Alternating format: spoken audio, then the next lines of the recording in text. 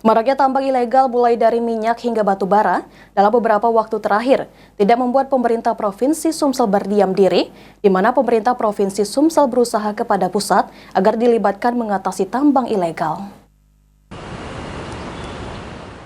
Aktivitas tambang ilegal mulai dari minyak dan batu bara di Sumsel beberapa waktu terakhir cukup marak, walaupun aparat penegak hukum telah melakukan tindakan. Dengan maraknya aktivitas tambang ilegal ini, pemerintah provinsi tidak dapat berbuat karena tidak memiliki kewenangan. Akibat sesuai undang-undang dan PP yang diterbitkan, seluruh pengelolaan aktivitas tambang yaitu minyak dan batu bara ada di pusat sesuai. Namun disampaikan Kepala Dinas ESDM Sumsel, Hendrian Syah, pemerintah Provinsi Sumsel terus berusaha kepada pusat agar dilibatkan dalam mengatasi setiap kegiatan tambang, sehingga pemerintah provinsi memiliki dasar mengatasi tambang ilegal tersebut.